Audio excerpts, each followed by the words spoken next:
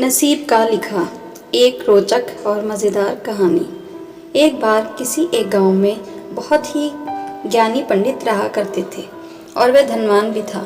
पंडित का परिवार ज़्यादा बड़ा नहीं था। पंडित अपनी पत्नी के साथ अपने बहुत बड़े घर में अकेला रहता था, क्योंकि एक बेटी थी जिसका विवाह पास के गांव में एक राम नाम के लड़के से हो चुका था।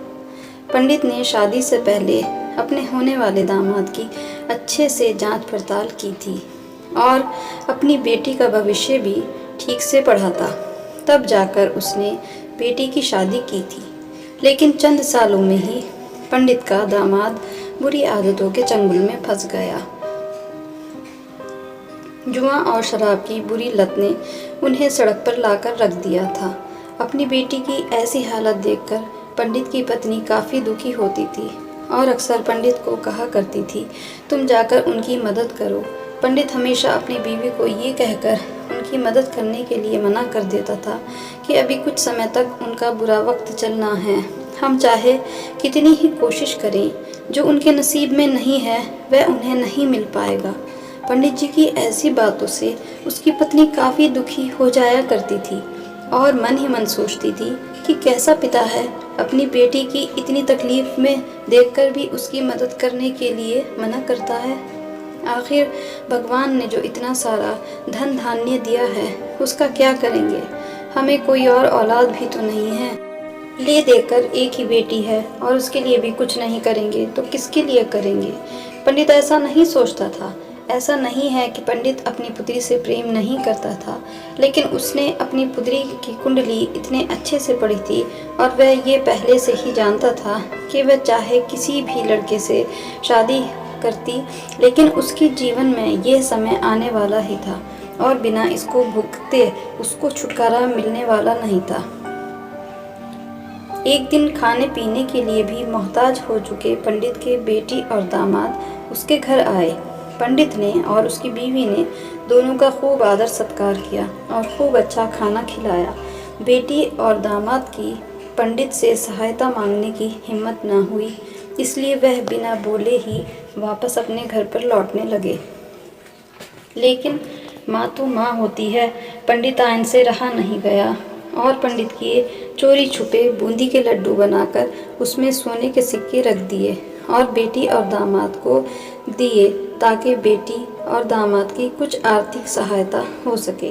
ये भी जान गई थी कि बेटी और दामाद शर्म के मारे उनसे मदद नहीं मांग रहे थे, इसलिए उसने बेटी और दामाद को भी लड्डुओं में छिपे सिक्कों के बारे में कुछ नहीं बताया। जाहिर सी बात है कि जब वह लोग घर पर जाकर लड्डू खाएंगे तो उन्हें उसमें सोने के सिक्के मिल जाएंगे।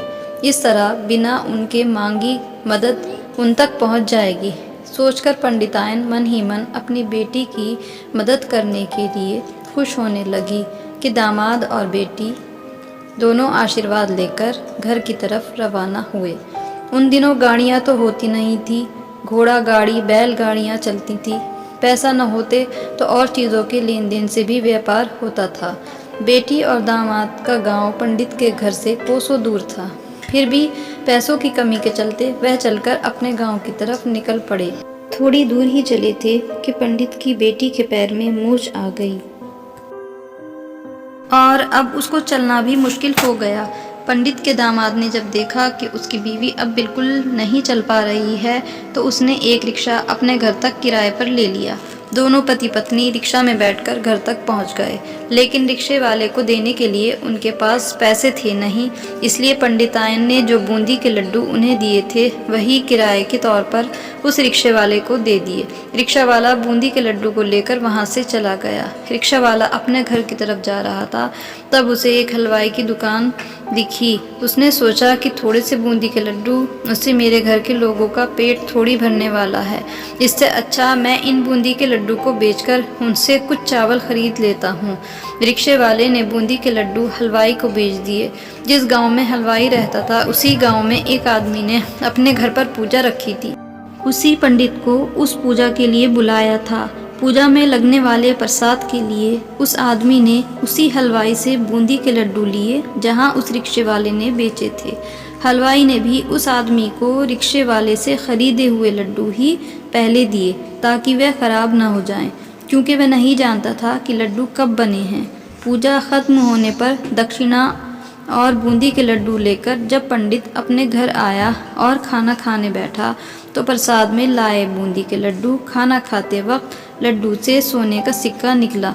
इस घटना को देखकर पंडिताइन की आंखों में आंसू बहने लगे। पंडित ने पंडिताइन से उसके रोने का कारण पूछा तो पंडित की पत्नी ने पंडित को सब कुछ बताया और पंडित से उनकी बातों पर भरोसा ना करने के लिए माफ़ी मांगी।